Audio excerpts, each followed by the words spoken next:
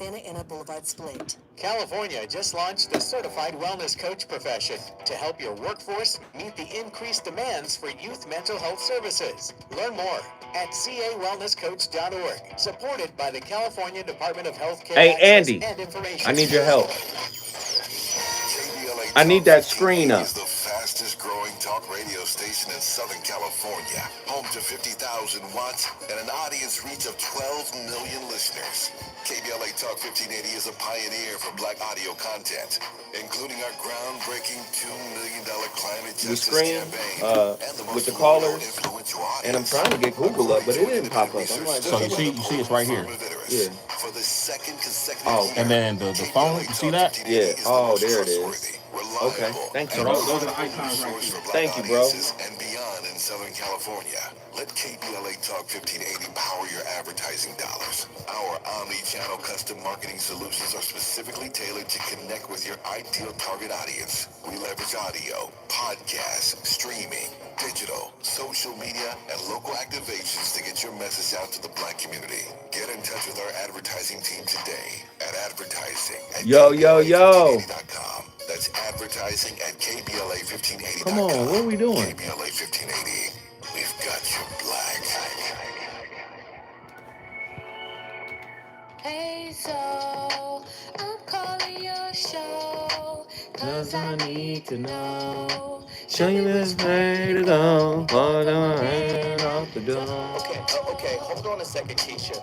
Just Let's get it.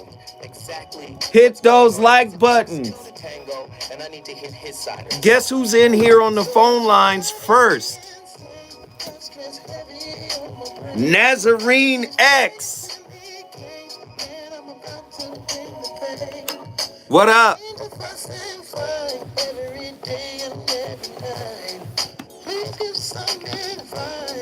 So we can see the light. See the light.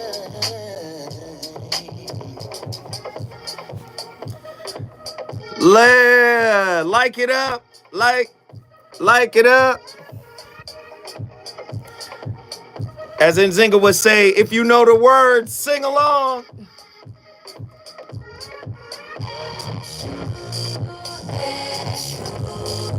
Eshu. Eshu.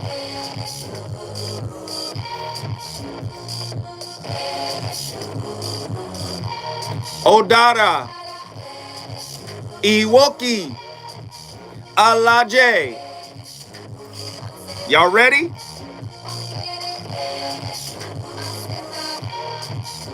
Lalu. The messenger of Erumela. Search first, gatekeeper. He's a fighter, shapeshifter, and he'll protect your home. In the back of the head to chase away evil forces. So long as you bring the offerings.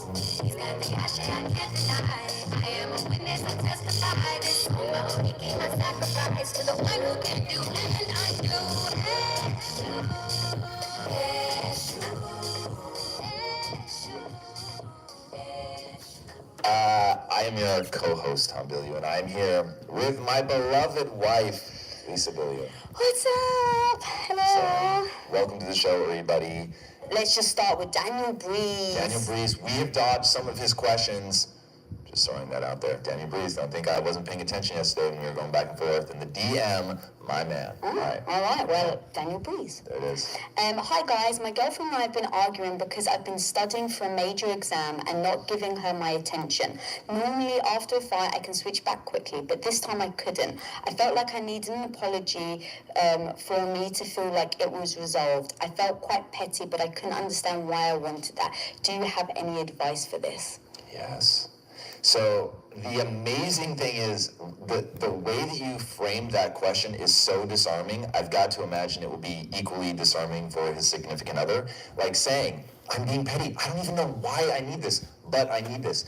And it's that kind of full disclosure communication that you and I use all the time. And I cannot tell you how useful it is. Because when the other person Like, look, first of all, if you're just starting to do this, she's going to push back and go, yes, you are being petty. So you have to, and she's going to do it probably, I don't know her, but I'm going to guess, just human nature.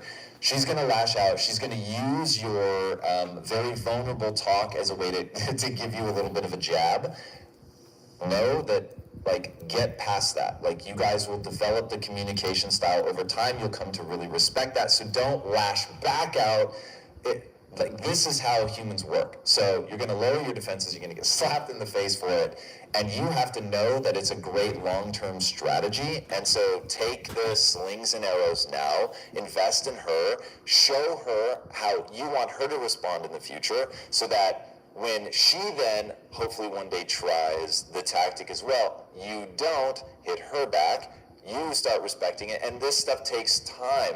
But then over time, that she's really going to see, whoa, like this is awesome. I don't have to pretend, and when I don't know why I'm feeling something, I can say I don't know why I'm feeling it, but this feeling is so real. And so you can process through that together. Okay. The voice of reason. So Williams is back in the building. Callers, when you call in today, please give me your advice. I'm waffling back and forth on whether or not I should come in at all tomorrow. It's birthday time tomorrow. Should I just take the day off? Or should I come in here with another fire slapper? Shall you tell me what you want me to do? Should I come in here tomorrow, guns a-blazing? I'm going to be in my full power. It's a full moon tomorrow, too. Boy, should I come in here on Super Saiyan mode and just rip one off? Why not? Yee. Hey, the voice of reason back in the building. And let me just address this topic real quick. Tonight's topic, it's Petty Murphy versus Petty LaBelle. Pettiness mechanics. A deeper look at fault finding as a means of control. Let me just say, man, like, I'm looking at the relationship landscape. And everybody's trying to create these spaces, right, where you kind of mitigate your humanity, right? And yes, there are aspects of the human condition or human nature that need to be controlled, that need to be dealt with. And pettiness is one of those subtleties. Just understand this. I need you guys to understand this, right? We're a petty culture. We're a revenge-seeking culture. We're a get-back culture. We are a slight-collecting culture. This is how you know people are genuinely not happy. See, when you're happy, you don't have time for it, really. You're not really, it's unrecognizable to you. But this is another example. Like, I'm watching, how people move in terms of the relationship landscape. People on the internet. I mean, you have to look, even diss battles, like with Drake and Kendrick and all of that. It's pettiness, right? It's really just pettiness. You said something about me, I've got to retort, right? And don't think diss battles like that are the only place where dissing, sneak dissing, what do they call it? Subbing on Instagram, where subliminal messages are sent and this, that, and the third, right? So we live in a culture that's really petty, right? Where there is pettiness, there's a lack of happiness. There's a lack of contentment. See, the truly content don't care if you know about if they're content or not. Thus, the definition of the word content. I'm good. And if you're good, you don't have to promote being good. Do you see? But now, why would you promote that you're happy? because really you're not happy. How do I know? Because typically promotion is about letting somebody know something, right? I'm going to let you know I'm good. Okay. Where does that come from? That's still acknowledgement. Letting somebody know where you at in life is attention seeking. Attention seeking is about acknowledgement. Acknowledgement is about a worthiness wound. Are y'all listening to what I'm saying? And this is why we're a petty culture. Let's get even deeper. Worthiness and the pursuit of it is also connected to comparison. I can look at your life and tell you're not doing as well as I am. Well, that's a comparison. That's an evaluation, right? Are y'all listening? Pettiness mechanics. A deeper look at fault finding as a means for control. See, happiness, and let's get into it like really deeply, right? Happiness is about joy. Joy is about being content. Content is about it's a level of consciousness where you're accepting and approving of everything in your life. And there's no need to share it, really. There's no need to share it, right? Because you're in this moment of what our Hindu brothers would call ananda. Ananda is bliss. But many of us are not in bliss. Many of us are in chaos, right? So there is a subtle payoff in pettiness, because the pettiness makes you feel bigger, makes you feel empowered, makes you feel stronger, right? In comparison to, BC, because if you feel bigger and better, right? What do you need to feel bigger for? What do you need to feel better? And I'm not talking about it's not a good thing to feel good. No. That's not what I'm saying. I'm saying when we proselytize how good we feel, right? When we're out there promoting it. If you're good, you're good. And that goodness is yours and yours alone, right? It's a heavy topic tonight. Pettiness mechanics. What connections can be made between, and this is deep, Robert Anton Wilson's study of quantum physics, right? Well, it's not quantum physics. It's quantum psychology. You guys should get Robert Anton's book called Quantum Psychology. Very powerful book. What connections can be made between Robert Anton Wilson's study of quantum psychology and the ways in which we find fault within our partners? Is your perception of your partner tainted by a neurotic yearning to uncover undesirable qualities that exist within you? How does this relate to get back and maintaining control in a relationship dynamic? Are there any upsides to being petty in a relationship? What? In what ways can couples reach a sense of homeostasis after experiencing a period of adversarial conflict resulting from a lack of communication and petty behaviors? Does pettiness ensure eventual stagnation within a relationship? Are you choosing to create a relationship stalemate in order to avoid relinquishing certain levels of perceived power? How does Dr. David R. Hawking's concept of letting go relate to the idea of releasing the need for fault finding and control within a relationship? Let's get even deeper. Dr. David R. Hawkins had a great term called slight collecting. And I was having a really deep conversation with an older sister yesterday. And she was talking about If I do something for you, you must reciprocate in kind, right? And I was saying, but didn't you do it out of the kindness of your heart?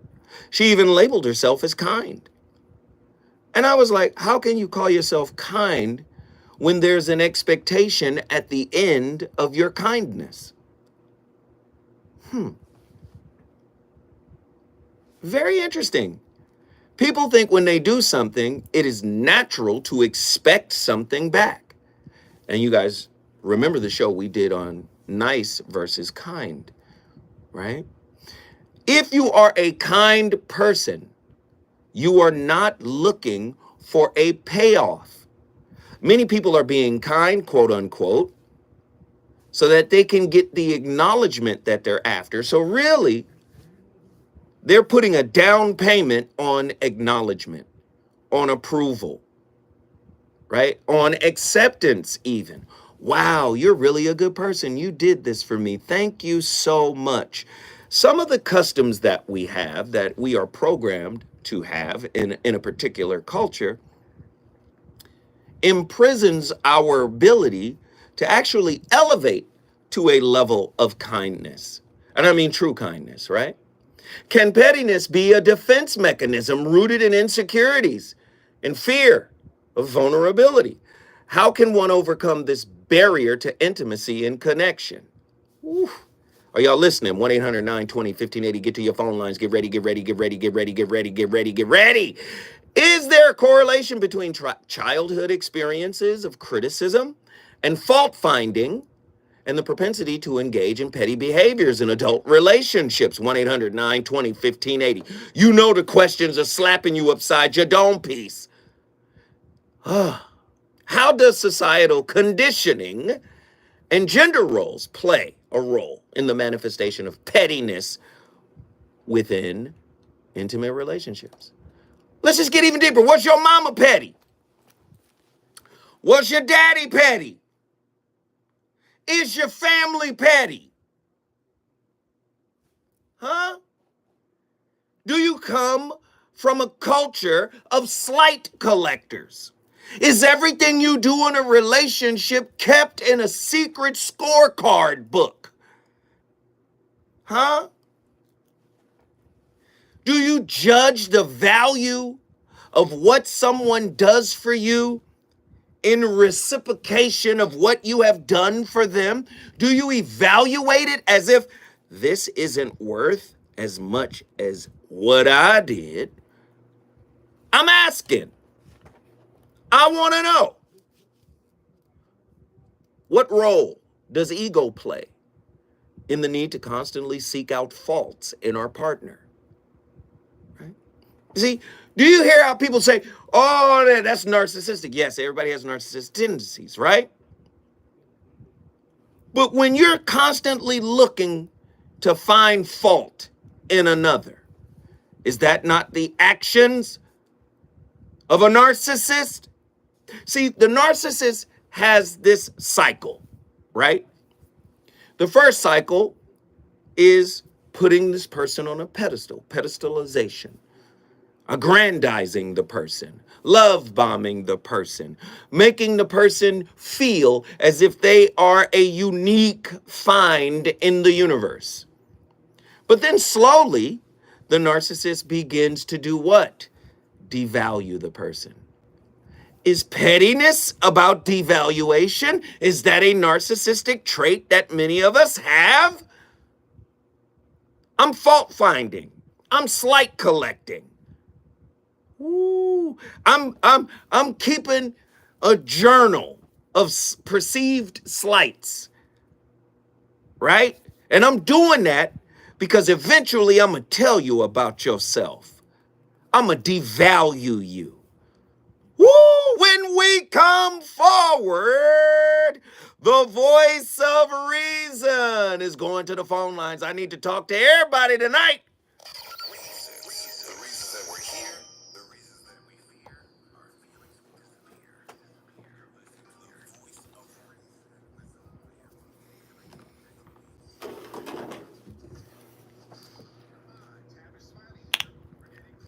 disappear. What you mean where Andy at? He right there. He on the phone arguing with somebody. Everybody, please hit the like button. Listen, my birthday is tomorrow. Listen, I ain't even gonna lie to y'all. I ain't even gonna lie. Who's donating to the cigar fund? I need cigars to celebrate all day. Should I do a show tomorrow or should I come in here tomorrow?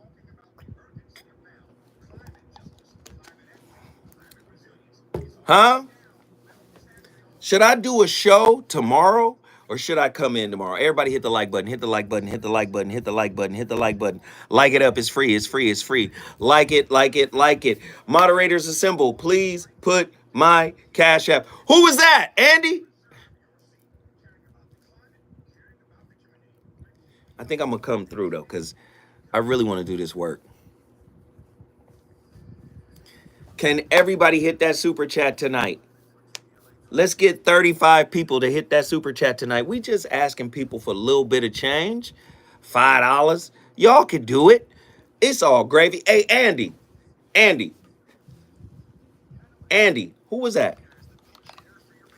Who was that?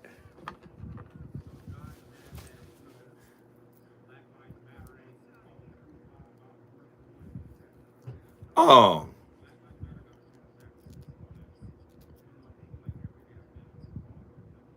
Got it. Okay.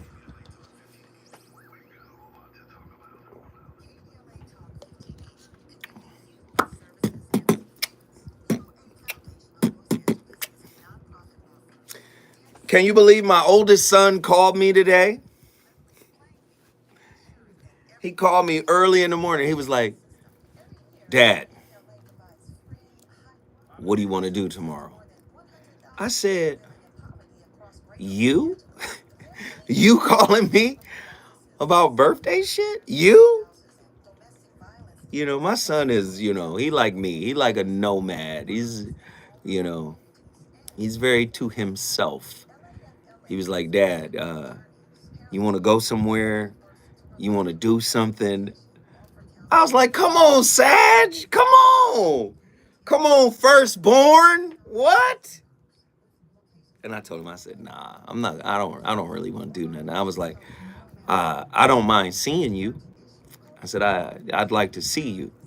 He was like, all right, cool. But you don't want to go nowhere? You don't want me to take you out somewhere? And I was like, oh man. Richard Harper is the first on the Cash App. Thank you, sir. Thank you. We appreciate it. That shit made me feel good hearing from my boy.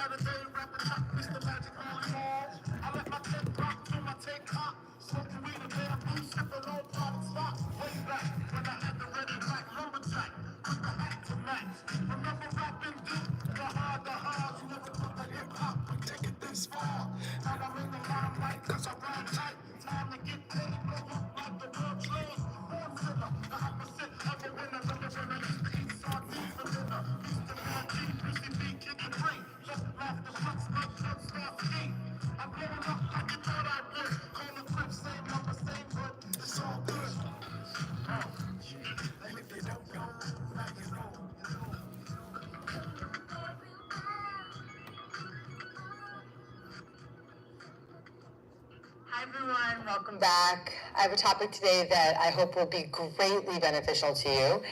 And the topic is how to handle petty arguments.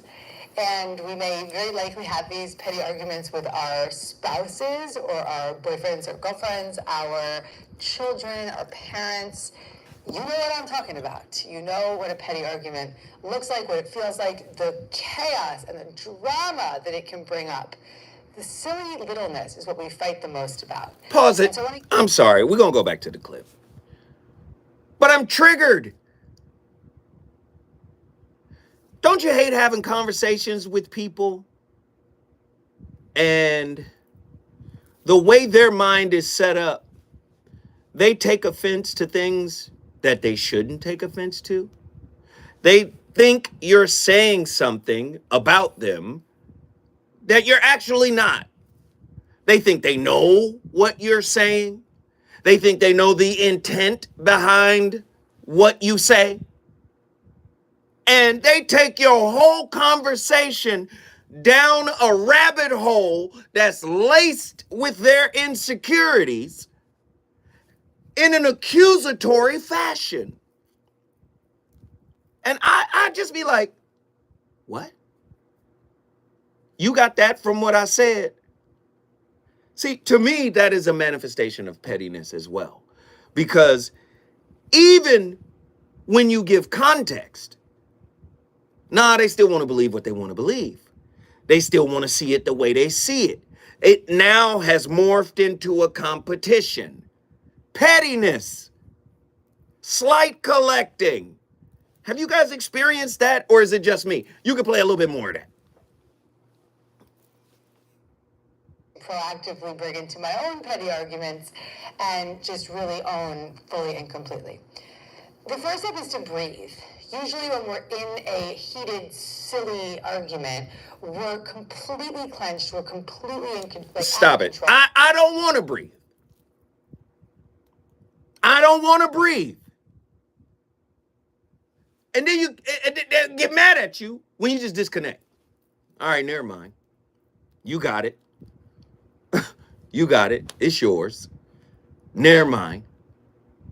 See, I learned a long time ago, never try to give context to an unwilling ear.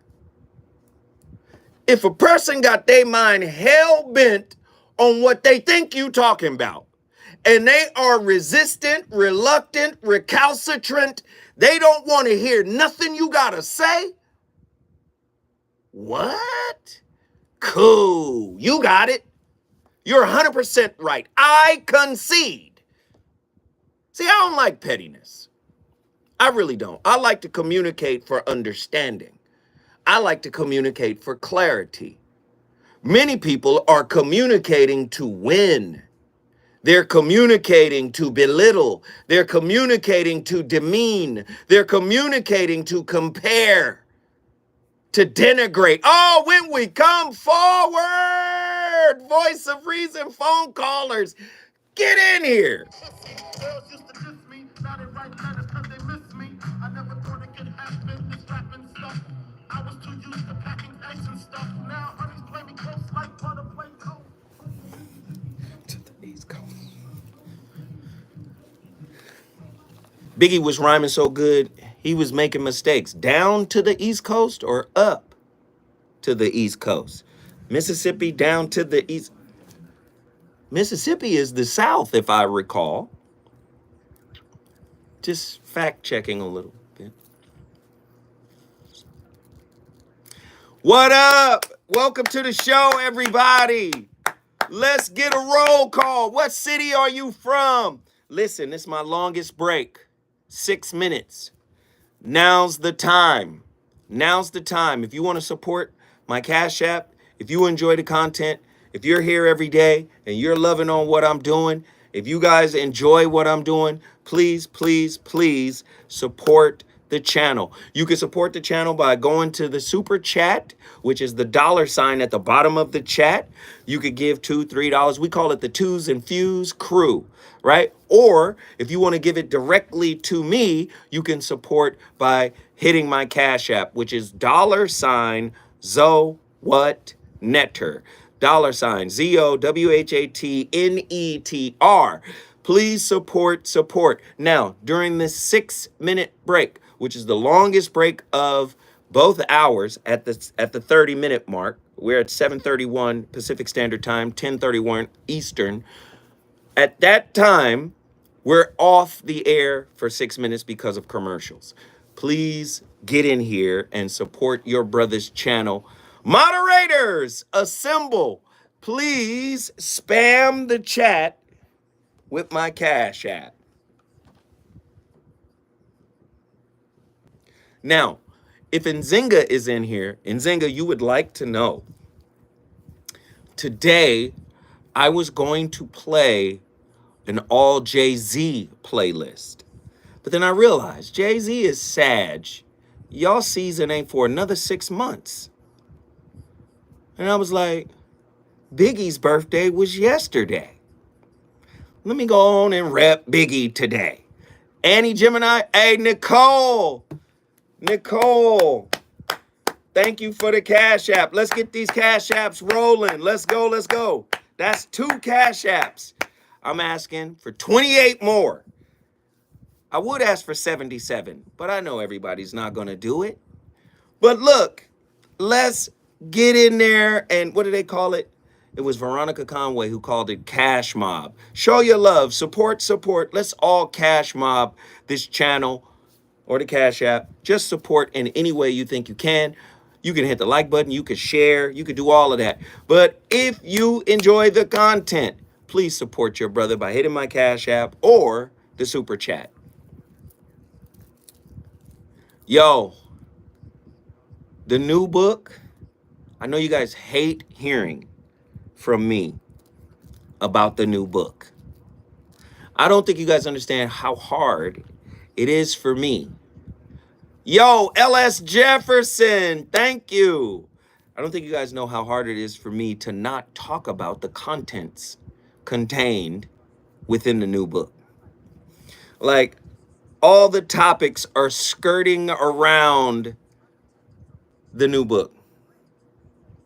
Yeah, because you told the Cigar Lounge. It was a relationship roundtable.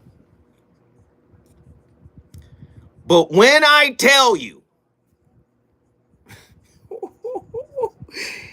oh God, every time I get a little piece, it just charges me. So yesterday, my editor sent me some more. John Gilbreth, one of the most consistent. Lucretia, I don't want to say your name wrong. Lucretia, thank you for the Cash App. Please continue to support. That's 3 Cash Apps. Let's keep it rolling. We've got 2 minutes left. When I tell you, ideologically speaking, philosophically speaking, clinically speaking, it's going to undo every book I've ever written. I'm not telling you to forget about the relationship dismount or the holographic relationship. Truemonger, thank you. I'm not telling you to forget about the shrouded lighthouse.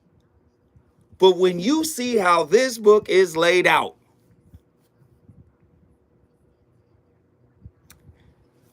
it's going to make you go, oh, that's why he wrote them like that.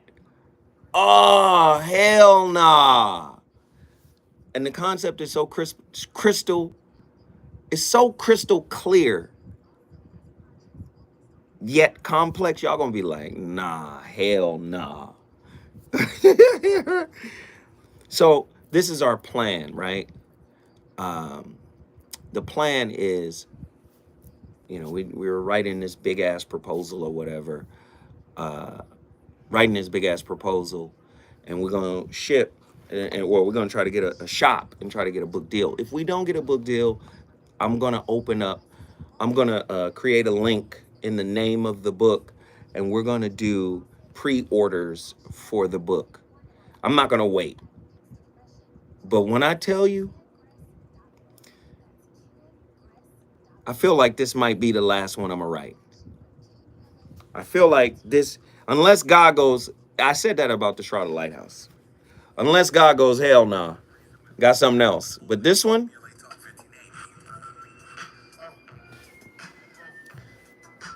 no. Hold on. Hey, Andy, hold on. Do y'all know yesterday was Biggie's birthday? And Robin was playing some of Biggie's music. And I was like, oh man, I was going to do this for Biggie. Biggie, one of the greatest MCs of all time. And, he got hits. Can't nobody argue. Biggie got hit records. That one is playing right now. that's a hit record. But I need to slap you with something harder. Kick in the door, please. Come on, let's go. I gotta tell what I feel. I gotta talk about my life as I see it.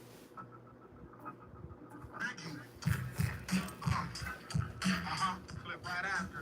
This goes out to you. This goes out to you. This goes out to you. This goes out to you. This goes out to you. Short like leprechauns, as I crush so come Willie's bodies and rapid dawns. Get in that ass quick fast like Ramadan. Is that rap phenomenon on Don Dada? On me, flex is MH. Right and take light. So iron. Still shoot out, stay low and keep firing. Keep extra cups for extra shit. Next to flip on that jet, that flip on rap. The new shade, hello Ricky baby. Ain't no telling where I came in. May see me, ABC, and Howard Homecoming with my bag of wrong drumming. You should know my stealing. If the tensions for loads of booty cheese and shows. So Gucci for I've never seen before. Jesus, get up, notorious. Peanuts before I squeeze and bust. If this be between us, we can settle it with the chrome and metal shit. You're delicate, you better get.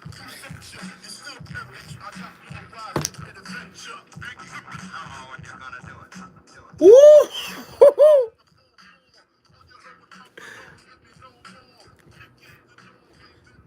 There are 5 basic ways you can respond to somebody who says hurtful things to you. The first one is to gather information. The second is to ask for your needs and wants.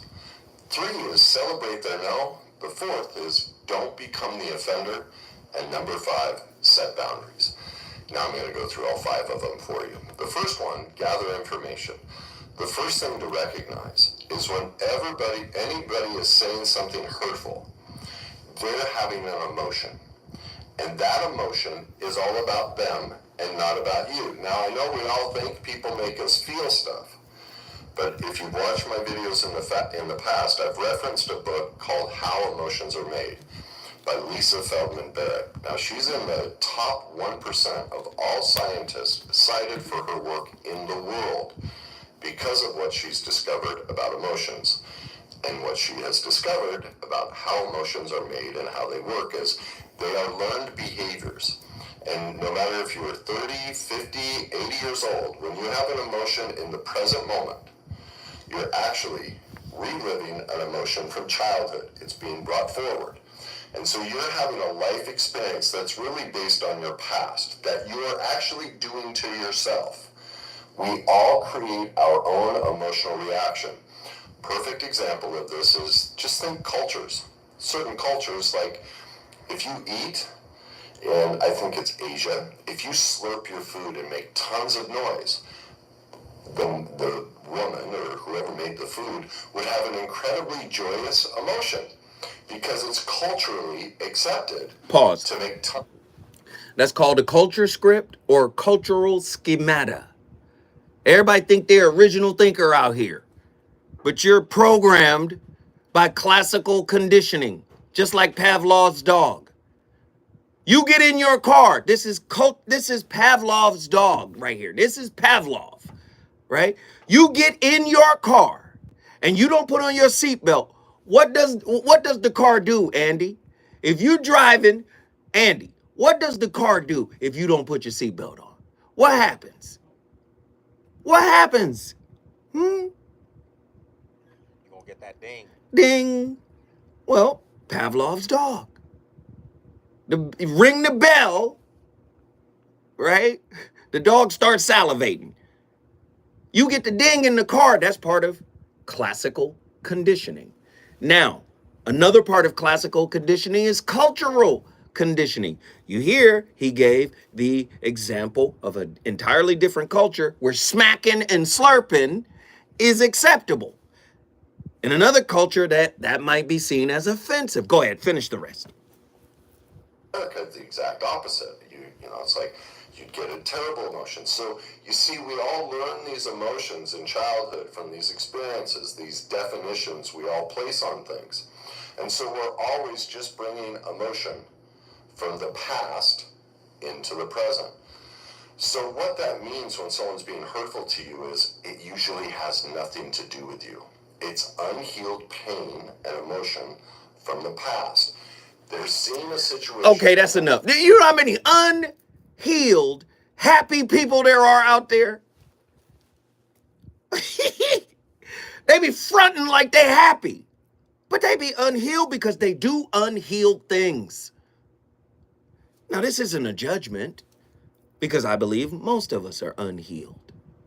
But don't front like you good for the gram. Do you understand? This is the root of pettiness. This goes back to Krishnamurti. It is no measure of health, right, to be fully integrated into a sick society. Well, if society is sick, guess what? Each and every home you are allowed to go into is a version of that toxicity. And that toxicity is on a spectrum. You might go into a home that they might be further up the spectrum. In other words, they might be high functioning within society in terms of its toxicity. A high functioning home, right?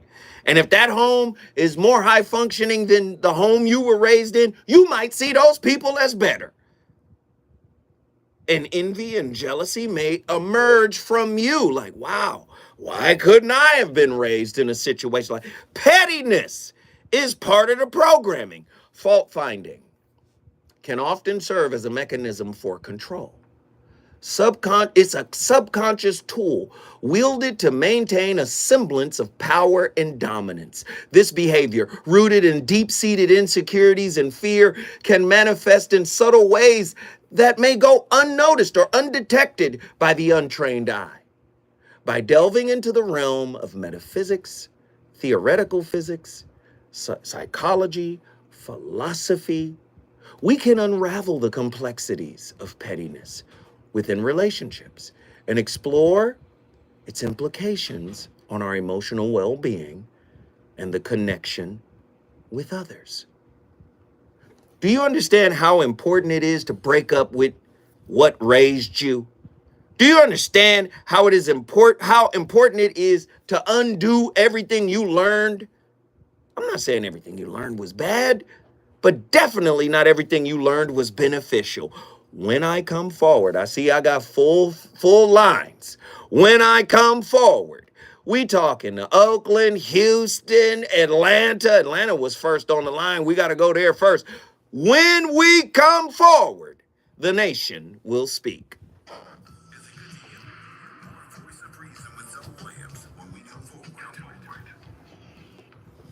We ask seniors how to prevent Medicare scams. My best advice, if you get a phone call, do not talk to the person. These people are well trained. Don't talk to them. They don't know me. They're just trying to scam me. Don't be fooled. Hang up. Just hang up. Never give out your Medicare number. They want to get your number, put in a false claim. If I get a call from someone, I don't pick up the phone. And should I pick up the phone and they ask the information, then I hang up. How do you detect Medicare fraud? Just like I check my credit card statements, I check my Medicare statements. But Scammers can get a hold of your number, order medical devices through your account, and So Andy, and Dizzle, play all of his hardcore stuff first.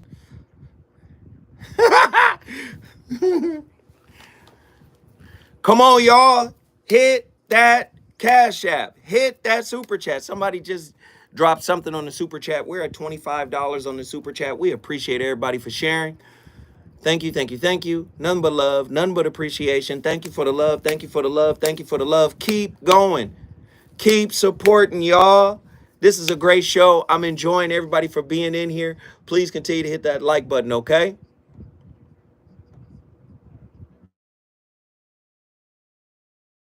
Grandbaby. Listen, my grandbaby, she gonna call everybody. She gonna call everybody. Somebody got to answer. Just call everybody at the same time. Somebody got to answer. You understand? And typically, she'll be calling looking for a specific person. And typically, it's my daughter. She'll be like, Pop, Pop, Prima didn't answer. You want me to call Prima? Yes. I called Prima. I just got off the phone with her. Shit is comedy. It happens all day, every day. She be snitching.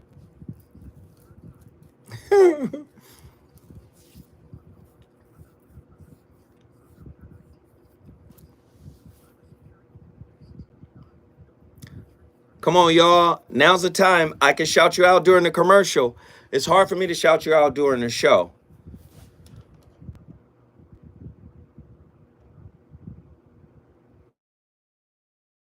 Come on, baby. There she is again. Can you guys hear me? Testing 1 2 1 2. Please put up an emoji if you can hear, please. If she called back, that means nobody answered. Can you hear? Can you hear me? Can you hear?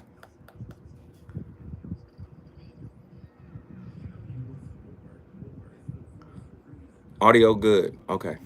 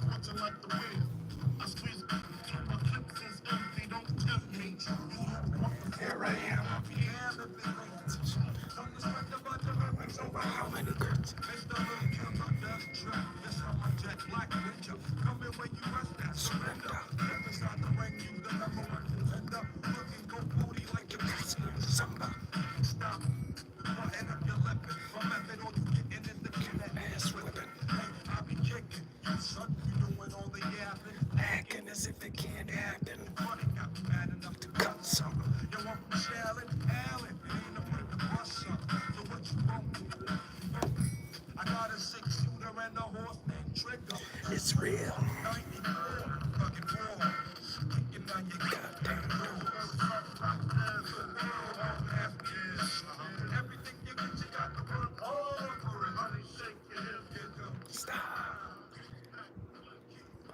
We often operate in romantic life under the mistaken view, unconsciously imported from law courts and school debating traditions, that the person who is right or has the stronger case should legitimately win any argument.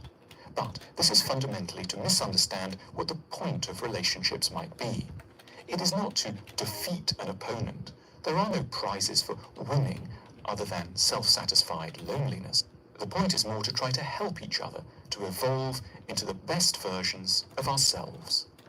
There's a kind of argument that erupts when one partner has a largely correct insight into the problems of their partner. With a stern, masterful, and almost gleeful tone, they may declare, "You've been drinking too much," or "You hogged the conversation at the party," or "You're always boasting," or "You don't take enough responsibility," or "You waste far too much time online," or "You never take enough exercise." The insight is maybe not wrong. That is what's so tricky. The critic is correct, but they are unable to win because there are no prizes in love for correctly discerning the flaws of our partners. Indeed, paradoxically, by attacking a partner with clinical energy, we reduce our chances of ever reaching the real goal, the evolution of the person we have to live with.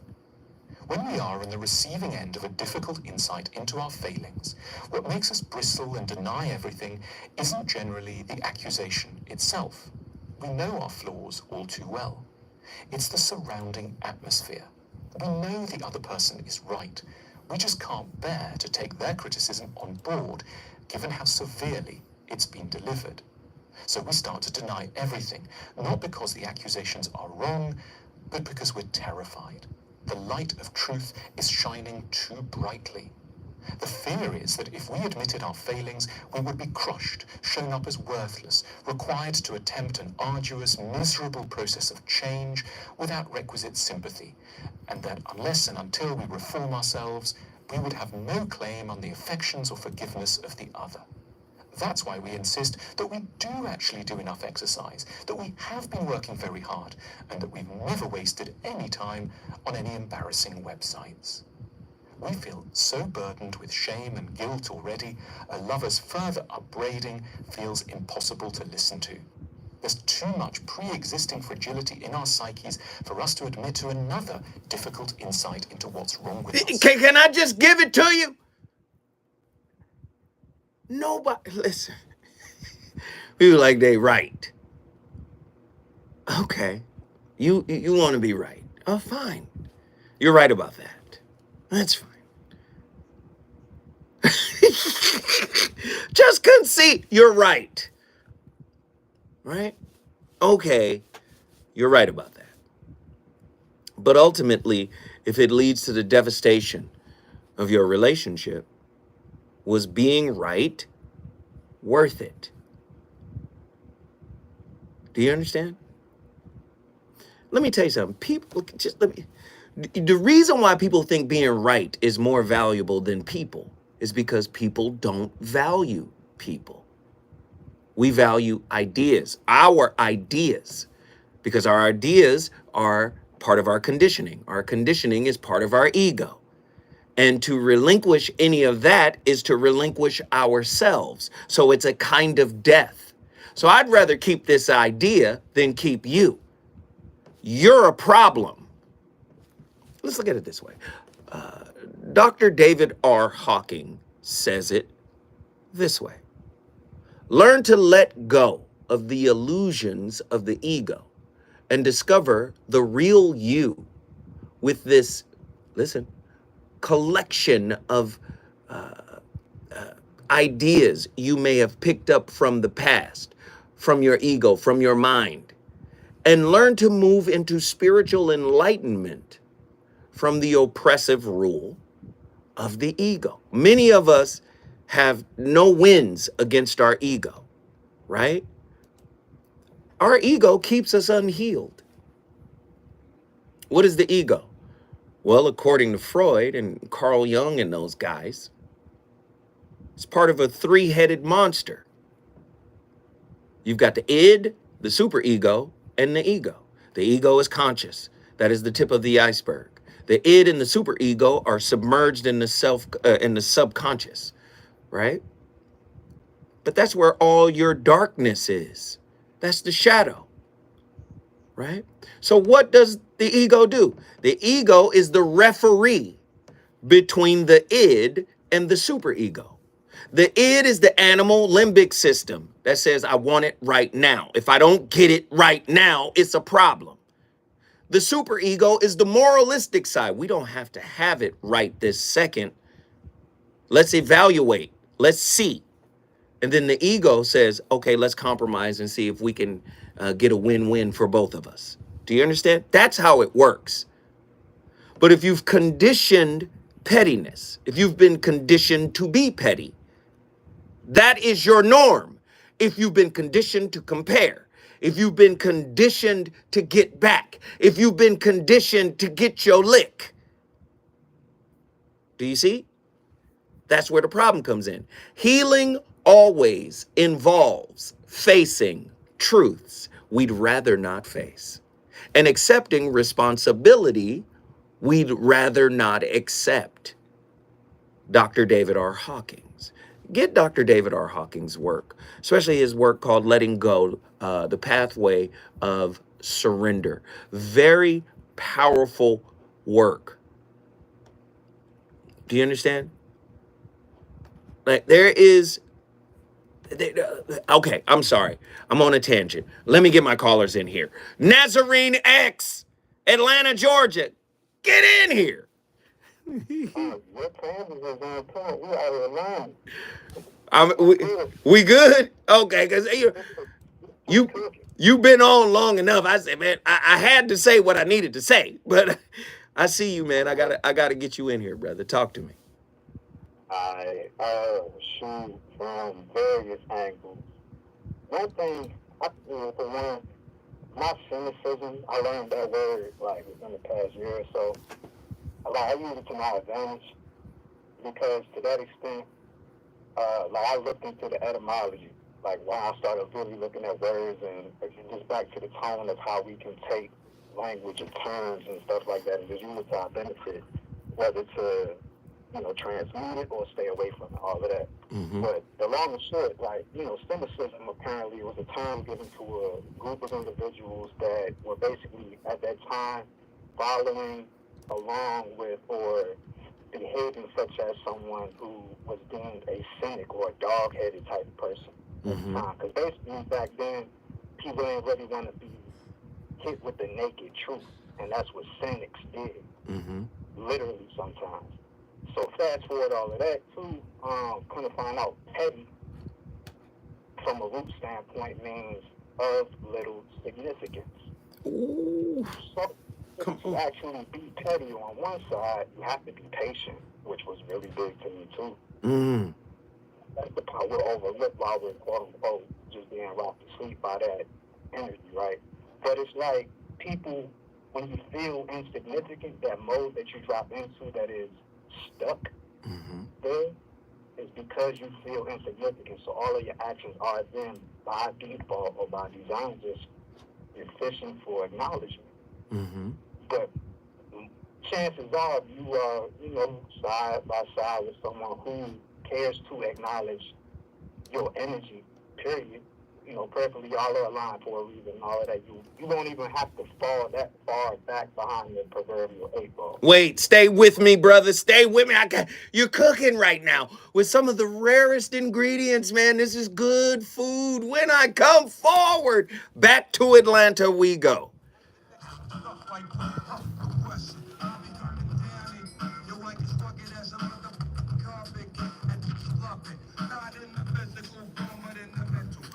Nazarene cooking. Man, I'm a method man.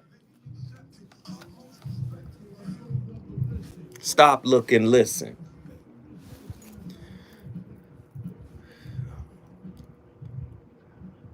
Petty is kind of my lane.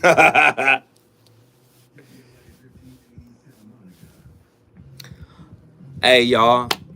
Love y'all, man. I hope you guys are enjoying the show. Put up an emoji, man, if you're enjoying the show. Put up an emoji if you're enjoying what we laying down. Hey, you know what's so cold? I think over the weekend they're having a chili cook-off at the Cigar Lounge. I'm like, the birthday gonna be lit. We having a chili cook-off? So Tony Massey, who used to come on my show, he been on this. Y'all know Uncle Tony. He's in the cook-off. There's another chef that's in the cook-off. There's like 5 other people that's in. And chili is one of my favorite foods.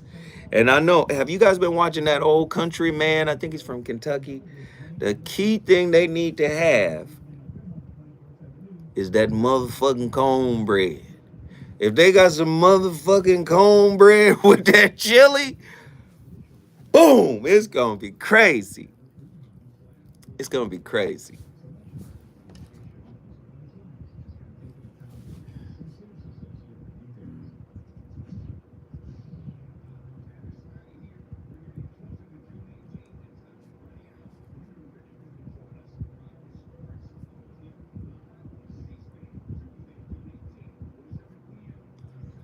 Put some Beal sauce in it, boy. Hope they have enough toilet paper. Hey, Tony be cooking. Tony be cooking. I think last year, the year before, Tony made me some red beans and rice and black eyed peas for the new year. It was serious.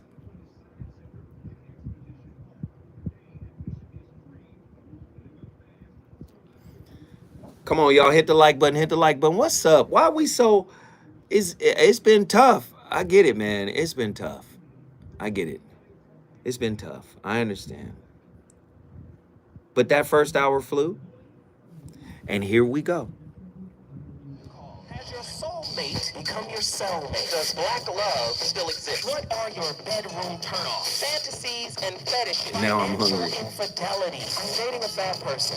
Are they worth the wait? Trust me, this gonna be crazy. How about the heavy stuff? The child wasn't here, and you still had to pay child support. It's a very heated topic. How was that right? Mama's baby, daddy's maybe. I just have so many questions I want to ask you. I was like, kisses. This gonna be a war Damn.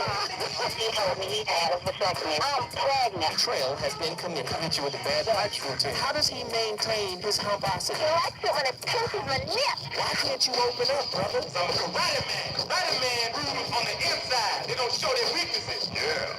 How do you write women so well? So Williams. Reason and accountability. The voice of reason. So many of you have said to me, or said to us, said to the comments, what the heck is the difference between a healthy versus a narcissistic relationship? I've been in an unhealthy one for so long, I don't know the difference. So in these little series, we're going to take on all kinds of issues. And in this one, we're going to have this sort of side-by-side descriptions of healthy relationships versus narcissistic ones. Like I said, so many people have reached out and wrote in and tell me, you know what? I'm beginning to realize that half of my problem is that I don't even know what a healthy relationship looks like. So like I said, in this little series, we will take on some issues that Wait, pause it. I'm sorry.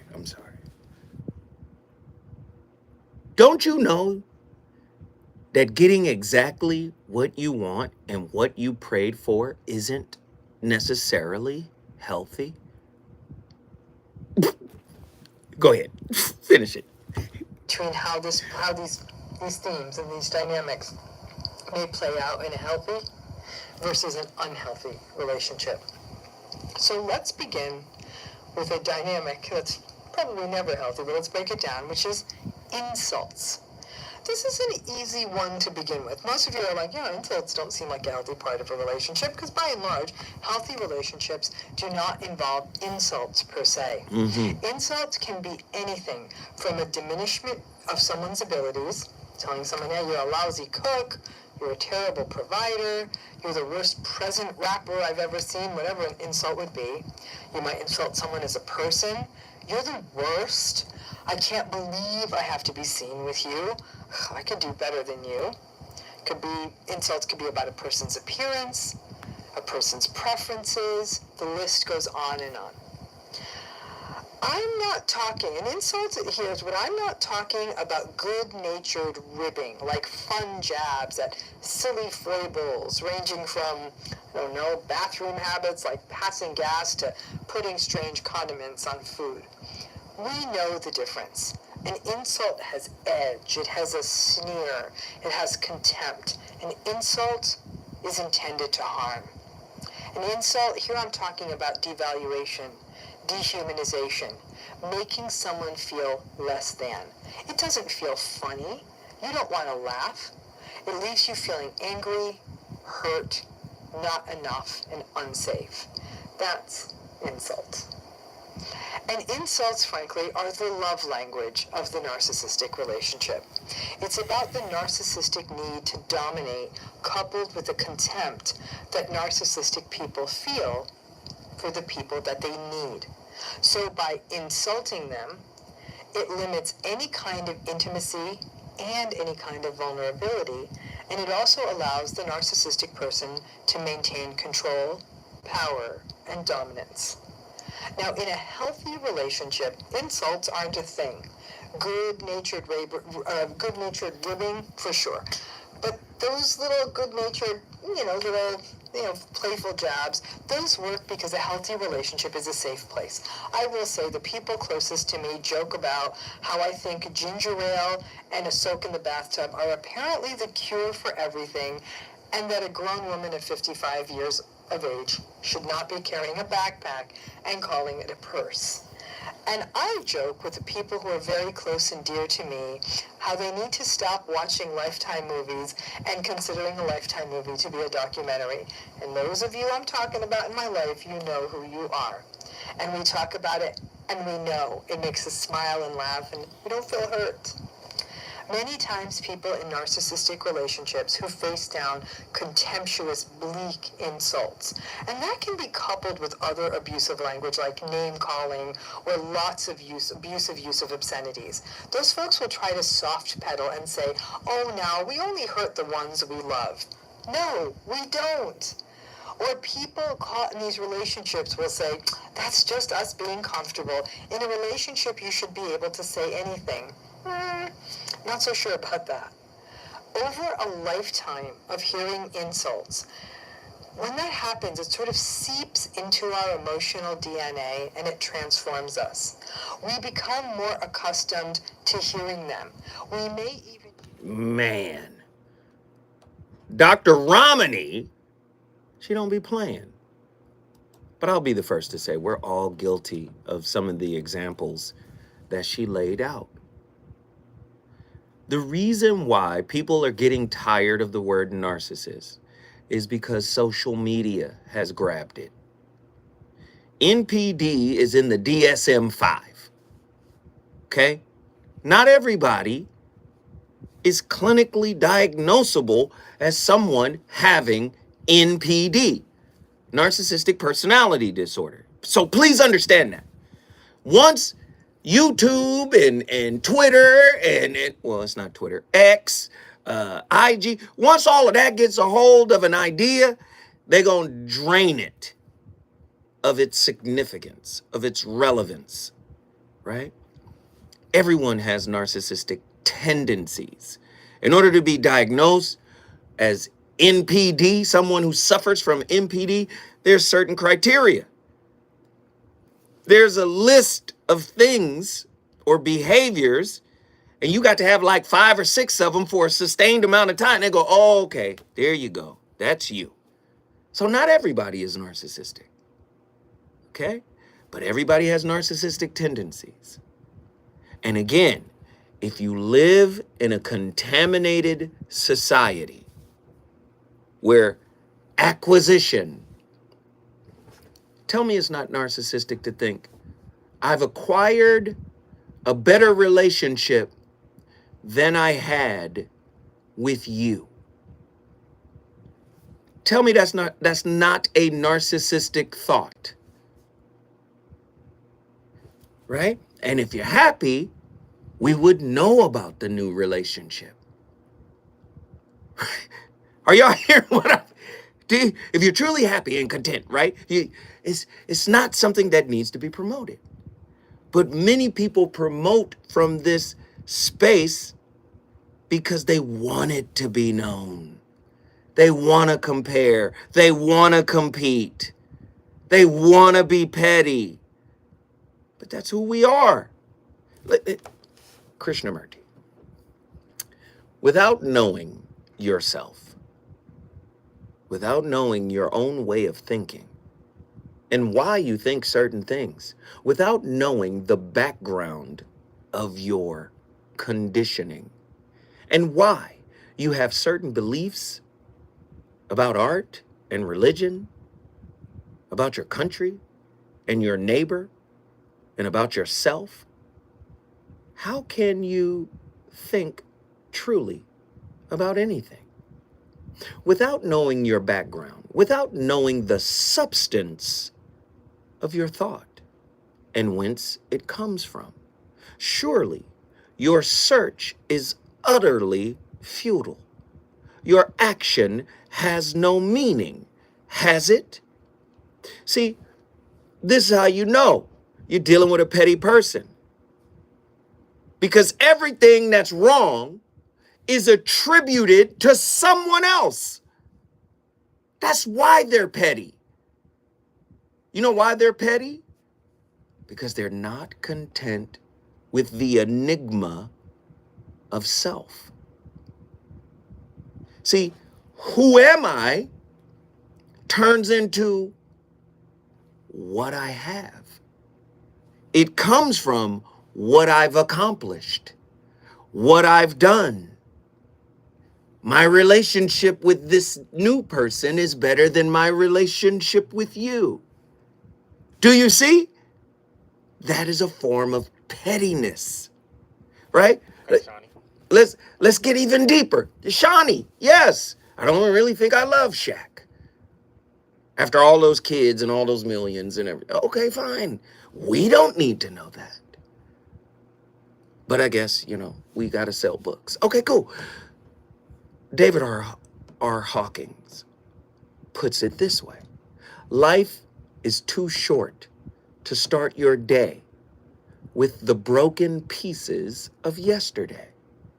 It will definitely destroy your wonderful today and ruin your great tomorrow. Do you understand? Maybe you don't. We're talking about being petty, right? Dr. David R. Hawkins says it another way. I stopped explaining myself when I realized people only understand from their level of perception. They're only going to hear you from where they are. That doesn't mean they're lower than you. They're just in a different galaxy than you. And if you're speaking a different spiritual consciousness, galactical language, they're not going to understand. Listen, Dr. Hawkins, do it again.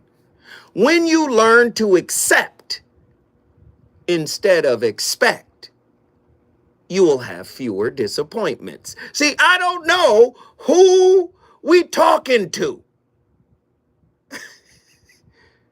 But the real work requires you to let go of the you started with.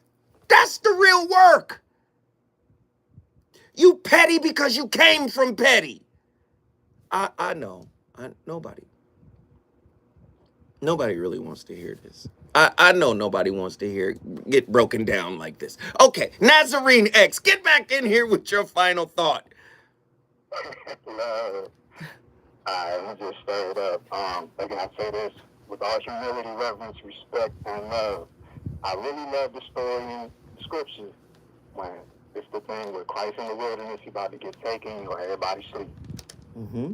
The people come through. Garden of Gethsemane. Like, yeah. Yeah. Okay, get sleep.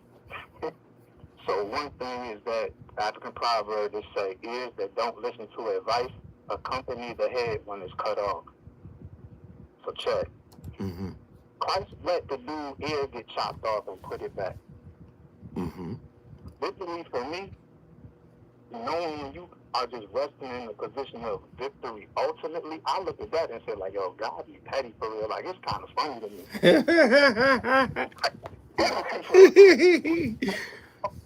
but like, Jesus what? Jesus what? Hey. Hey, nephew, man, I appreciate you. Guess what you just did? ATL, appreciate you. ATL in the building. Y'all get at me. The number to dial, 1-800-920-1580. When we come forward, we going back to the phone. Oh, I got time? Oh, man. Let's stay with Krishnamurti. Listen to me. Do you understand that pettiness is an extension of fear? Fear and ego. Pettiness is an extension of fear and ego. So let's go into it. Krishnamurti puts it this way. Thought tries to sustain pleasure and thereby nurtures fear. Thought tries to sustain pleasure and thereby nurtures fear. Pettiness is an extension of fear and ego. Listen, if you're really kind and loving and empathetic and caring, right? Even when things are over, there's still a sense of kindness and lovingness and care, right? Why? Because kindness is an extension of God. Kindness is mercy. In the Quran, El Rahimu, El Rahmanu, the same word, just pronounced different. Rahama, the merciful, the beneficent. When humans are kind, we are tapping into the mercy of God. When your worst relationship grew you up the most, even if it didn't work, the kindness in you, the mercy in you still has reverence for the human being that taught you the most about you. I know. Do you understand? This is why we're a petty society.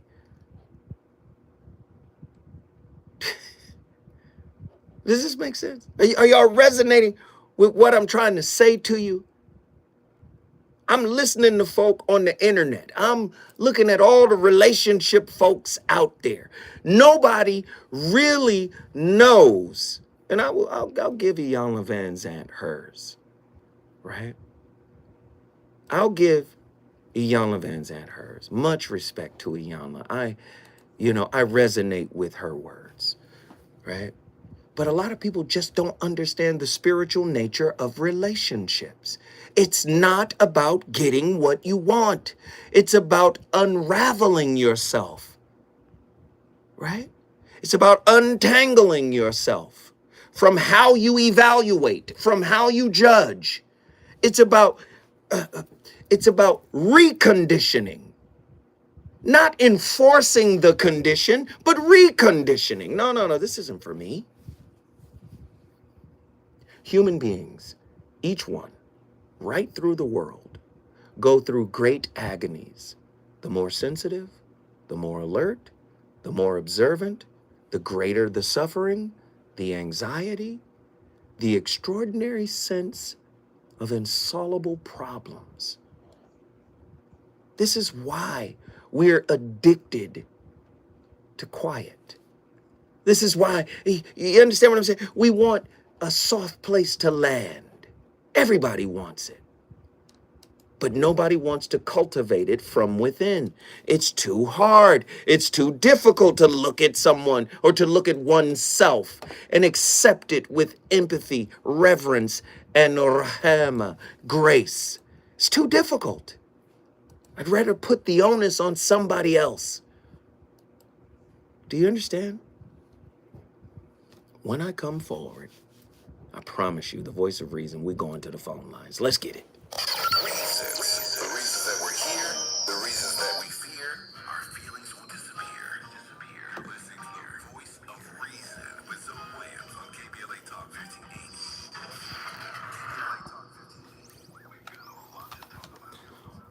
What up, yo? Are we good? You woke me up 10 years ago. Thank you, brother. You woke me up 10 years ago. I appreciate you, Mr. Voice of Reason. Listen, man. Thank you.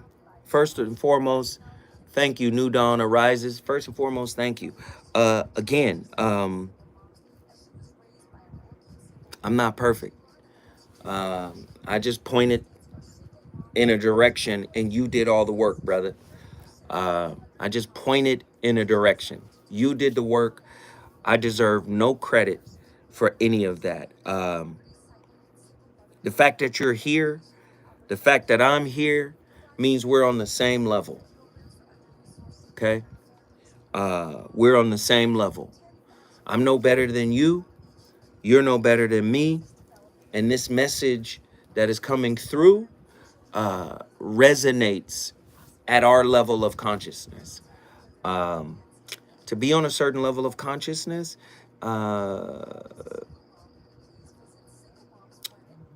does not indicate that you are better than anyone else. Because the higher up in consciousness you go, you're going to realize that all is one anyway, right? All is one anyway, right? You're going to recognize that at the highest level, the closer you get to God, the more undifferentiated everything is. Do you understand? So it's not about putting people down, man.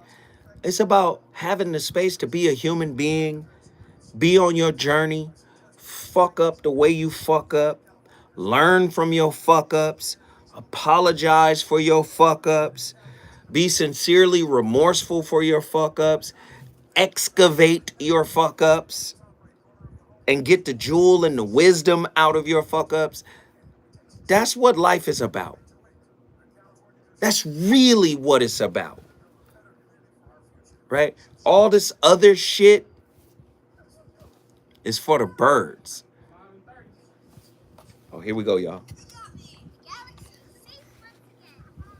the pretend universe, kids play with pretend guns. In the real world, it's up to us to make sure they don't get their hands on a real gun. If you have a gun in the house, keep it locked, Filler. unloaded, and stored separately from ammunition. Safe gun storage saves lives. Learn how to make your home safer at endfamilyfire.org. That's endfamilyfire.org. Brought to you by End Family Fire, Brady, and the Ad Council.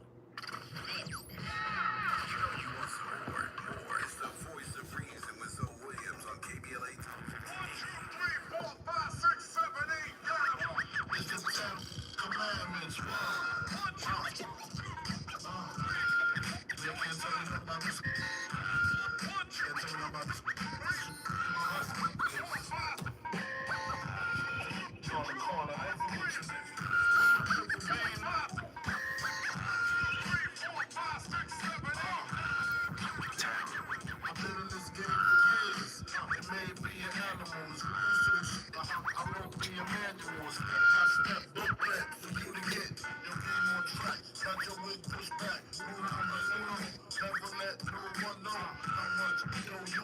'cause you know, they try to breed jealousy, especially if they Wait, pause it. I'm sorry. I know it's Biggie's time. But the reason why I'm playing these records, are you listening? This is the culture. Rap beefs. Kick in the Door was to Nas and the Wu-Tang. The first record we played from Biggie. Kick in the Door is for Nas and the Wu-Tang. Yes. Do you understand what I'm saying? This is the culture, right? We're in battle is petty. But so is bagging. So is crumbing. The Jonesing, right? All of this is born out of lack. And if you're the crab that got a little higher than the rest of the culture, you get to look back, and if somebody say something slick, you get to clown them. The dozens, all of that. And that's why we're playing these types of records. This show got layers, man, like a Kendrick Lamar diss. Do you understand? This is the record we playing now is 10 Crack Commandments. Come on now. This is a manual on how to extrapolate wealth, right?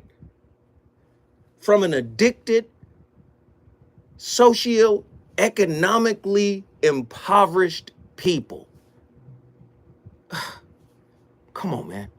Give me some more of it.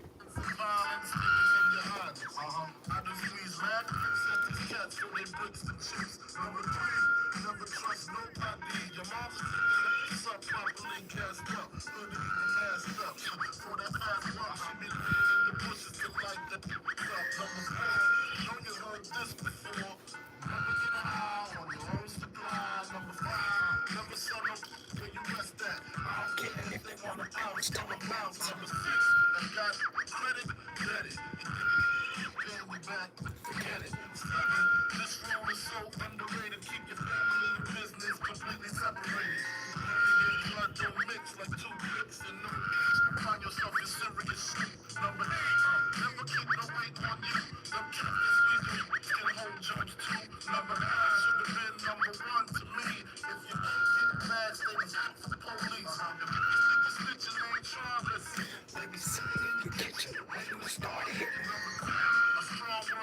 assignment. Strictly for linemen, not for freshmen. If you ain't got the clientele, say hell no.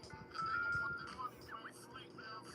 In this video, I want to shed some light on why your avoidant partner is stonewalling you during a conflict, how you should respond when it happens, and what I did to heal and stop stonewalling my wife. Okay, let's first go over what stonewalling even is. So stonewalling is a term to describe a refusal to communicate. It usually happens during a fight or conflict where one partner will get very quiet. Their whole demeanor changes. They develop a flat affect. Sometimes they just stare at the ground or the wall. They might even pull out their phone and act like they just don't care about this conversation anymore. They're done. And it doesn't matter what you do or say, they will either stay completely silent or they will just answer every question with, I don't know, over and over again. They essentially shut down the conversation. And as you can imagine, it makes any partner feel like they obviously couldn't care less about me. They can't even be bothered to talk about something that's important to me. And stonewalling is a really big deal in our relationships. Dr. John Gottman studied thousands of couples, and he was able to predict divorce with 90% accuracy based off the chronic presence of 4 traits during conflict: defensiveness, criticism, contempt, and last Your but mic not is off. least, stonewalling. So this is a really big deal. Now, some of you might still know on that camera, though. technically more men stonewall than women, but we're not going to turn this into a gender thing because we all have areas we need to work on. And the silent treatment is actually one example of stonewalling, and we know both men and women can be guilty of that, right? So I think we can all agree both the silent treatment and stonewalling aren't healthy examples of how to manage conflict, right? And for anyone who is courageous enough to be listening to this because your partner sent it to you, let me first say thank you for being mature enough to explore this. It might feel uncomfortable, but you're doing a good thing, and I'm not here to judge you. I'm not here to label you as the problem, and I'm not here to shame you. The truth is, I just care about you and your relationship. Most people would have just labeled you a narcissist, but I'm not here to do that. I know you think I'm on their team, but it's my job to hold both of you accountable. I'll be the first one to say that if your partner who starts a conflict with disrespect and criticism and name-calling and contempt, and then you end up stonewalling them, you're both wrong. Our words matter. Our tone matters. We should never be demeaning our partner, belittling our partner. That's not okay on either side. Now, I'm not saying that just because you say something in a nice way, that someone's not going to still stonewall you. They absolutely might. It's not our job to control their reaction. It's our job to make sure that we're being respectful and vulnerable and self-reflective. And if they turn this discussion into a toxic direction, then we have to be mature enough to set healthy boundaries. What that would look like is saying, I'm not going to continue in future conflicts if there's any name-calling or invalidating my feelings or stonewalling. It's hurtful behavior, and if it happens again, I will take a break from the conflict regardless of how upset that makes you, and we can try again in 30 minutes if we're both.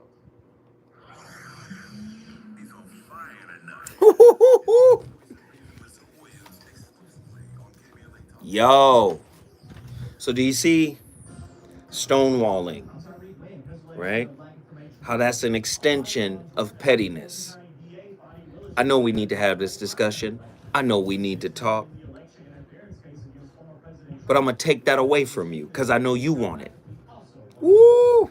Maryland-based Caucus of African American Leaders have passed a resolution asking officials to rename the Frederick C. Marcus Jr. Bridge in Cambridge because it resisted desegregation in Maryland in the 1960s and 70s.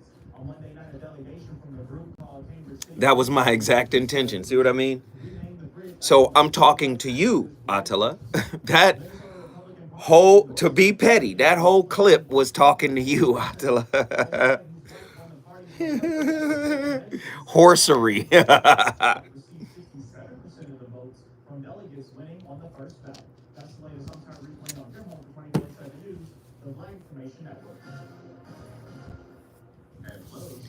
I hope you guys are enjoying it. Hey, listen, it's almost 100 people in here. Can we get everybody, if you're enjoying the content, if you're enjoying the information, can we get everybody to hit my Cash App? I need 10 people to hit my Cash App right now. Can y'all do it right now? 10 people. Go to my Cash App. Moderators, assemble. Please put my Cash App in the chat. It's $Zowatnetter. We're only asking for $5. If y'all could do that, I'd appreciate it. Show your love, show your appreciation, especially if you're getting something from this show. Support, support, support. And again, we got 4 minutes on this break. We're 3 minutes into it. We're 2 minutes into it. I'm gonna shout out everybody who does it. If you're enjoying the content, if you're enjoying the information, please, please, please support, support, support. I'd appreciate it. I don't mind being bitchy when I'm pissed. It's not my go-to, but I got you. Y'all see the Cash App notification? Please support, support, support. The thing about people who do that, they still have a problem with you leaving. Kinda. Some people do, some people don't. If so, the new LA Care plan called Medicare Plus can help you get the most out of your Man, tomorrow's my birthday, man. It's crazy. I never thought I would be here this long. It's crazy. It's surreal, so to speak. Like, it's like, yo, it's really surreal. plus personal equipment, meal programs, a gym membership, and so much more. For more than 25 years, It's really real. has provided Angelinos with access to all Hey, but we got prayers to do. Because I hope that message I got ain't true. We got prayers to do. City of Los Angeles tenants and landlords Now run around. That's funny. renters assistance program. Beware of scammers. Trials and tribulations. It's not happening. I hope not. Tomorrow is a full moon, right?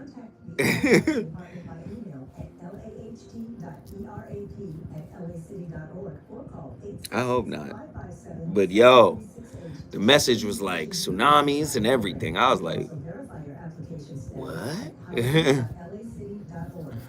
Somebody said an alternate dimension. Oh, I got all my offerings.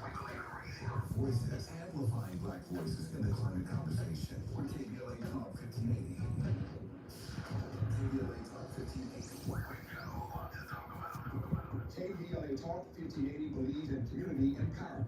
LA's 99 neighborhood councils. It could definitely be something else. You get multiple babalawos getting the same message, like, and these are like elders. These are like masters, guys who've 40 some odd years, you know, since being initiated. Like, these are masters. These are not somebody who just became a Abarisha or, you know, a Babalao a year ago. These are not these guys.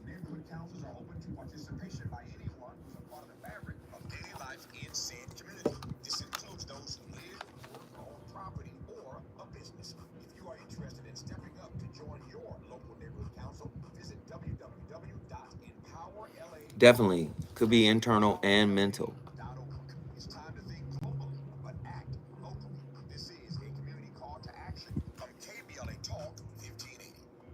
Let's get these callers in here.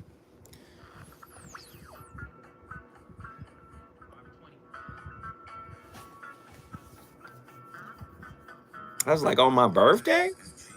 What? Okay.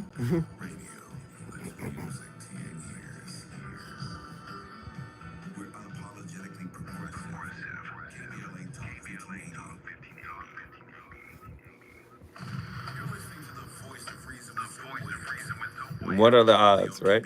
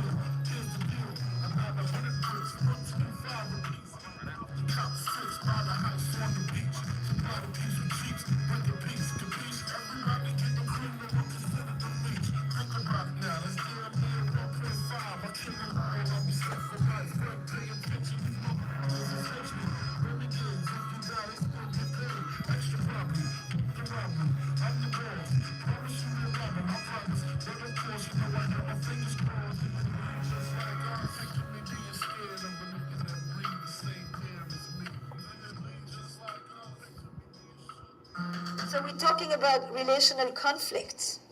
And here's a question from Anthony. We bicker all the time. And she's so critical of me, I feel like I can't do anything right. I'm not sure that I see Anthony's question. If the question is how can I make her feel like what I do is okay, or how can I not feel so bad about the fact that she puts me down, or how can we stop bickering so much? I guess it's all three. So let me take this very powerful question. Powerful because it's so common, right? What is bickering? Bickering is low-intensity chronic warfare. It's this notion that every time one person says something, the other person has a reaction to it. It's like you've got this proximity. It's like silex, you know, and it constantly is friction, but it is constantly negative friction, right? It's not a positive spark. It's just negative heat all the time, this criticism. And if probably one of the most important elements of the demise in a couple is criticism, ongoing hypercriticism, because it produces the actual opposite effect of what we seek when we are loved or when we love somebody, which is to feel good about ourselves. And if, as a result of being with someone, you end up feeling so much of the time lousy, unloved, uncared for, devalued, inadequate, inept, all of what Anthony is talking about, you really are on the other side of the tracks. So what can you do? You know, the first thing is when you are in critical mode, you are rarely reflecting. You are constantly reacting. That's a big difference. The reflection requires a little bit of time in between, a little bit of space, a moment to even think what it is that the other person meant before you automatically assume that you know and you're on automatic pilot. And generally, when you're in critical mode, your assumptions are negative. You do not assume that the other person had good intentions. You always are on the assumption that it was meant to be hurtful, meant to be dissing you, etc. I think what's very important to understand about criticism is that it actually sits on top of a mountain of disappointments, of unmet needs, of unfulfilled longings. Behind a criticism, there often is a wish. When I tell you you never do something, what I'm also trying to tell you is that I wish that you would do it. And I recommend that you actually state your wish. Just say the thing you would want.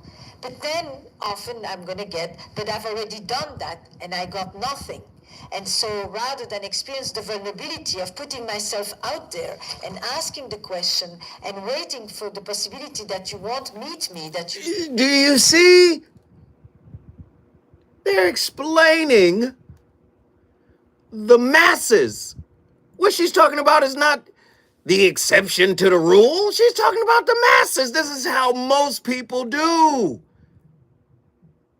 I'm going to use criticism and pettiness and demeaning and demeaning language and disrespect to really ask for what I want. You know what I'm about to say. Krishnamurti says it like this. The demand for more and more experiences shows the inward poverty of man. We think that through experiences, we can escape from ourselves. But these experiences are conditioned by what we are. So even when you get the experience, you still you. I'm sorry to laugh, but that's just... Come on, man. You're supposed to reach a level of consciousness to where you're in a relationship with someone else, enjoying the natural essence of who they are, because you've learned to do the same for self. So in that heightened state of intimacy, there is no wanting. If your relationship is rooted in want, let me read it again so you can understand. The demand for more and more experiences shows the inward poverty of man. He's talking about a spiritual penury Spiritual poverty. I need you to show up this way. I need you to hear me. When the greatest set of ears you have is yourself. I need you to see me. No, the greatest set of eyes you have is yourself. If you cast your eyes to the ground when looking at your shadow, that is the source of being unseen and unheard. Come on now. Somebody taught you how to do that. All right. Are y'all ready? Y'all ready for these callers? Let's get the callers in here. Because do you understand what I'm saying? Yes. Your childhood experiences probably had something to do with it, right? Yes. The worthiness wounds come from your primary gear. We get it. But you still have agency to break up with the conditioning you modeled in the beginning. The relationships are inverted. Do as I say. Do as my wounds say. Conform and contort to me. No. Let's get the callers. Sean, Oakland, California, get in here. Hey, brother. Sean. Wow. Hey, what up? Well, you know me, I'm fired up all the time. Yes. My thing is this. Let me tell you something. Let me tell you a quick story.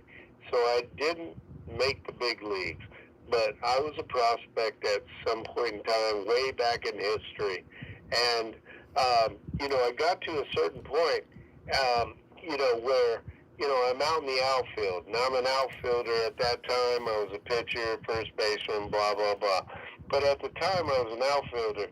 And I was like, I was in left field at the time, and I heard, and this is college, I heard people in the stands talking about the name of the girlfriend that I was with a week before, and they knew the other girlfriend that I actually liked better, and I was like, damn! I was like, really? I mean, you know that much about me that you're going to try to mess with my game, right?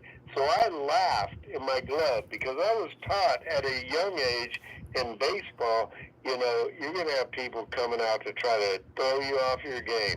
And I was so lucky to have great coaches. So I put my face in my glove, and I was laughing my ass off. But my point is, you've got to have thick skin in this world. Because baseball, to me, is the entire planet.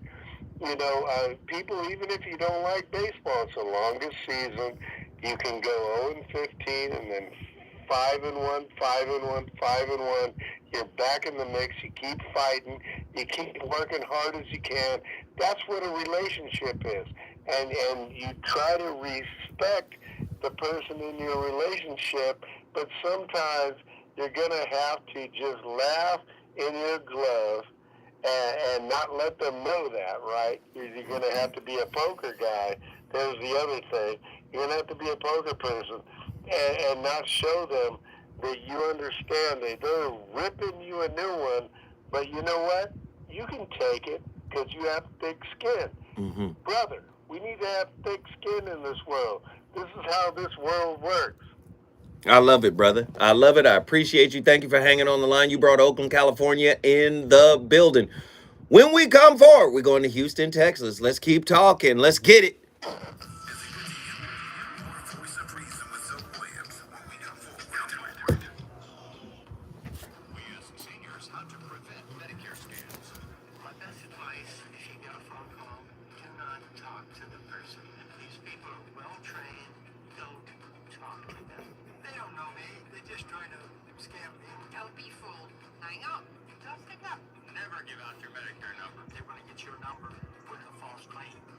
If I get a call from someone, I don't pick up the phone.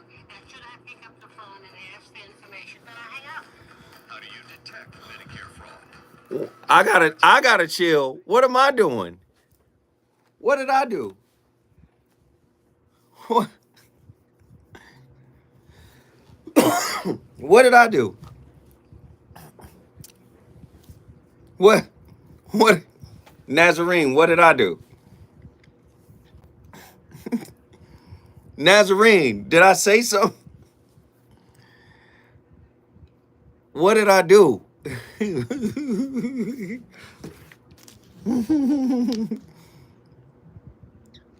Oh, I can't hide them. Oh, okay.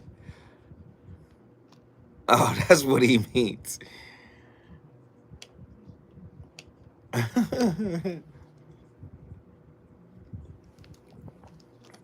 We see your face though. Sometimes it's just hard, man. Sometimes it's hard. Just I be trying to hold it back.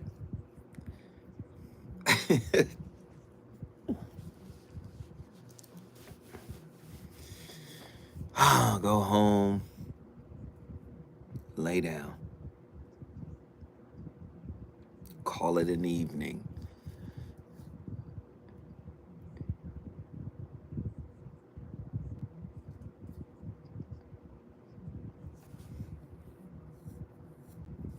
No, but I heard. Hey, yes, thank you, Nzinga. I want to thank everybody too for hitting the super chat and the Cash App. We appreciate everybody who tapped in here tonight. I hope you guys enjoyed tonight's topic. Again, this is a Attila special. So everybody send a shout out to Attila, for cultivating the topics. Listen, man, I'm thankful. I thank everybody for coming in, on a daily basis.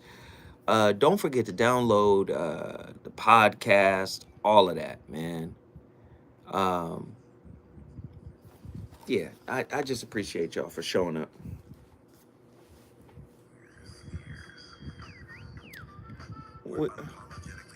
I'll give it to Attila. This is her topic.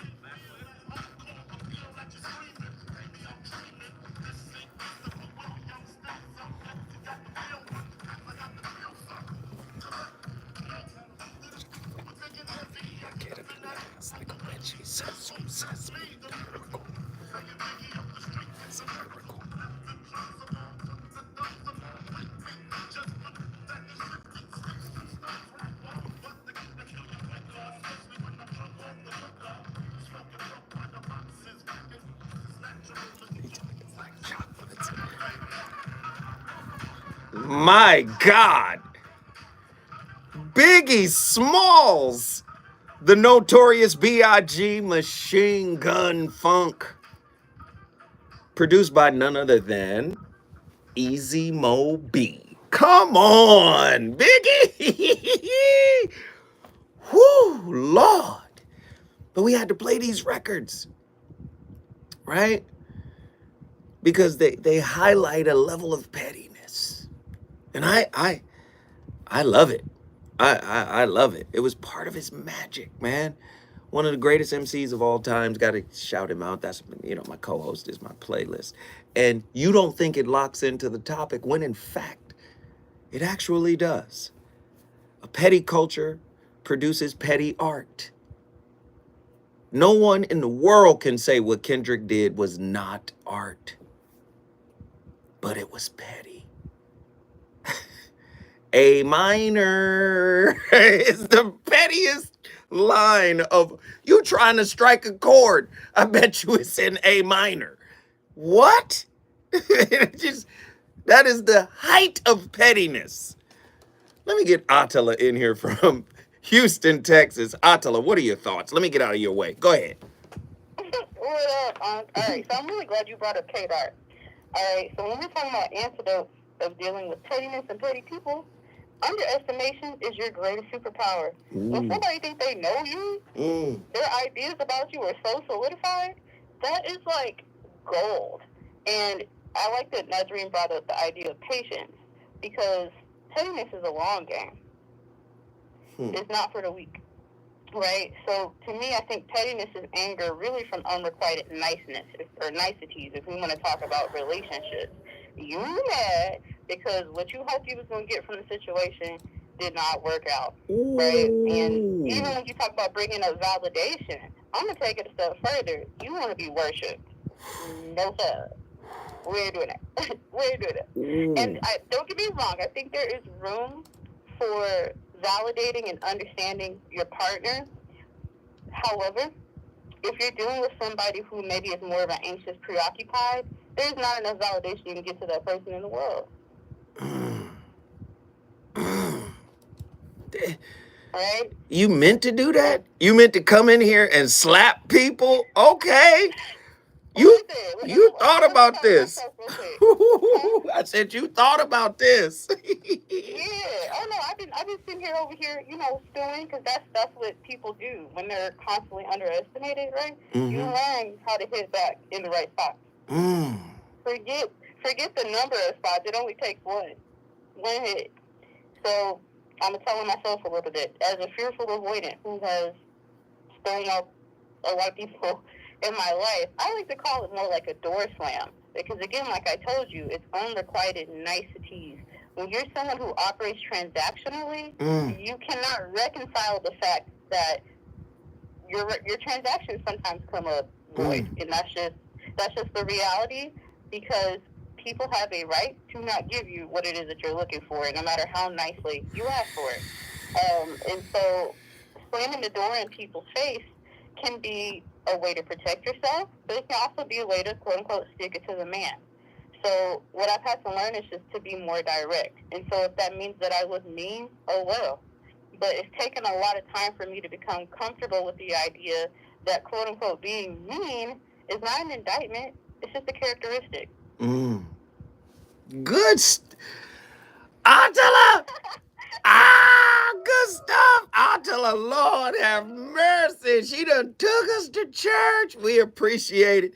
Thank you for the insight. You brought Houston, Texas in the building. We appreciate that. Man. But Dr. David Hawkins would say it this way: the capacity to recognize significant factors in a given situation is limited by the context that arises from the level of consciousness of the observer. Your level of consciousness prevents you from understanding the context of what happened. And if you have a low level of consciousness or an undeveloped level of consciousness, guess what you're going to give? Pettiness, competitiveness, right? You're going to give resistance. Like I'm telling you, people are not relating to understand. They're relating to receive. They're relating to receive. And if they don't get what they want, they have just cause, right, to be petty, right? Jiddu Krishnamurti puts it this way: it is only when the mind is free from the old that it meets everything anew. And in that, there is joy. I need you to hear that again. It is only when the mind is free from the old. What is the old? Psychological knowledge. What is psychological knowledge? Attachment theory. Childhood wounds. Do you understand? What you modeled. It is only when the mind is free from the old that it meets everything anew. And in that, there is joy. Many of us don't have joy because what we didn't get is coloring what we get, which causes us to compete, compare, and contrast. The great Krishnamurti said it another way. He said, the highest form of observation is to be able to do it without judgment. You can't turn your inner evaluation mechanism off. Is it safe? Is it safe? No one makes you safe but you. You make you safe. If we pull out Dr. David R. Hawking's consciousness grid, and I loved his work, but when we look at the consciousness grid, the majority of the 9, 10, 12 billion people on planet Earth are vibrating at the consciousness level of fear. They're vibrating at the consciousness level of fear. Everything is predicated on safety. Now read the quote again. The capacity to recognize significant factors in a given situation is limited by the context that arises from the level of consciousness of the observer. If the observer is in perpetual low-grade fear and ego, they're going to be petty when they don't get what they want. When they don't get, that's why I said, Dr. Mark Goulston, who recently passed, he said one of the hardest things for people to do is break up with the desired outcome they never got. Listen, man, I started the conversation. It's up to you to finish it. You don't have to agree with a single word I said. None of it makes any sense anyway. We appreciate everybody for tapping in. Tomorrow is my birthday. If you want to call in and shout me out, please do so. The voice of reason will be in the building with another slapper. Love y'all. Deuces.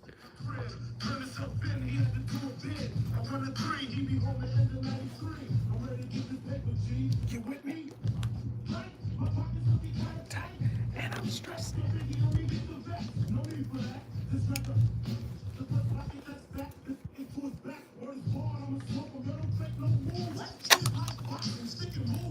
Nigga, you ain't got to explain shit. I've been robbing motherfuckers since the slave ship. And the same 4-5. Fire show, y'all. Really appreciate everybody for being in here. Fire show. Thank you guys. Thank you. Much love. Much appreciation. I'll be back tomorrow with another one. Great show. Appreciate y'all. Zoe Williams, the voice of reason, has left the building. Love y'all.